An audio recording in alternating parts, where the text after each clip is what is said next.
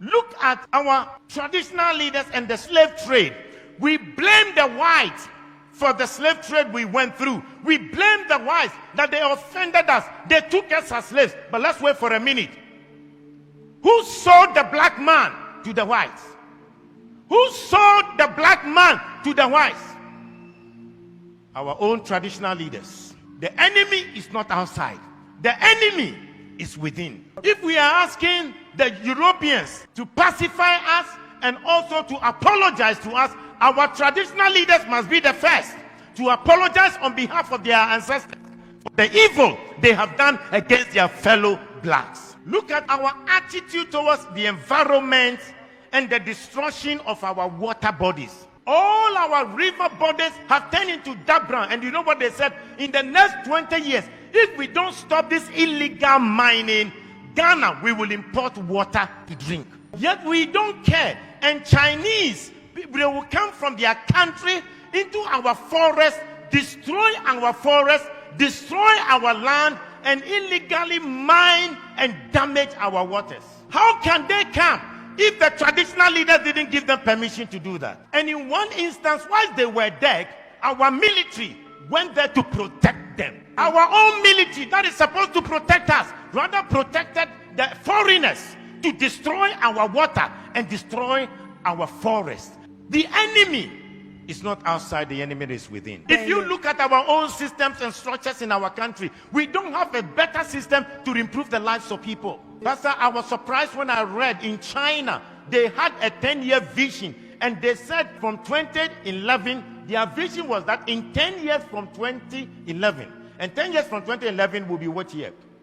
This year, 2021, that they will raise over 20% of the people to become multi-millionaires. Now in 2021, they have 1.8 million Chinese who are multi-millionaires in China, and they are between the age of 40 to 50 years. Multi-millionaires. The government intentionally decided that they will make sure they will have 20% of the population multi-millionaires. They also agreed that they will make sure that they will lift up the poorest of the poor.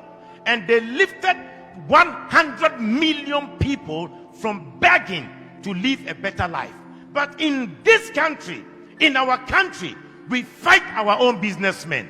Our government will fight our business people. When they know that your business is thriving, and they know that perhaps you are not sympathetic towards the running party or the ruling party, they will fight you, collapse your company, and make you poor. When in China, they want to make the people rich. In Africa, we want to make our own people poor. The enemy is not outside. The enemy is within. Look at our African leaders. How much they stole, the money they stole away. We are told in Gambia, Jamal Yaha, he stole 11 million US dollars from his own country, Gambia. Sani Abacha stole between 1 billion to 5 billion dollars out of Nigeria. Hosni Mubarak stole 17 million US dollars in 8 years. The enemy is not outside. The enemy to our own progress is within. Look at our presidents, the presidents who were fighting for our independence, what we did to them. In Togo, the man who fought for the independence of Togo, called Sylvanus Olympio, when Togo got independence, he decided that they would not use the French franc, the French CFA. They decided they will have their own Togo currency. And you know what? They used Iyadema to kill him and to get rid of him. When Olympians wanted to make Togo great, the enemy within, the Judas within, killed him. In Burkina Faso, the man who gave them independence, Maurice Yamego, was eliminated by his own people. When Thomas Sankara came, his own body group killed him and got rid of him. The enemy is not outside. The enemy is within. You look at our own country, Kwame Nkrumah started a new vision to develop Ghana, and who undermined him from within? They threw him out by Kotoka. Today we celebrate Kwame Nkrumah, but their own Judas will damage him.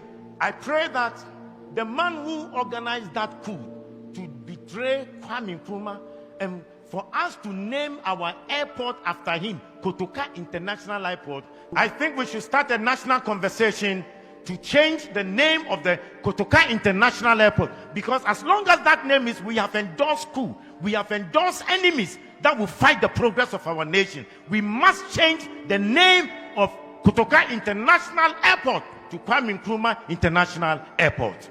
The enemy is not outside, the enemy is within. We need to ask God to give us a new character. Let's change our behavior and have new values, because the person will be smiling with you, smiling with you, yet he will stab you at the back. How can you have a father who wants to destroy your life? Yet in Africa we have governments that do not want to make the people or improve the lives of the people. When in overseas, their governments have created an environment for every citizen to be better.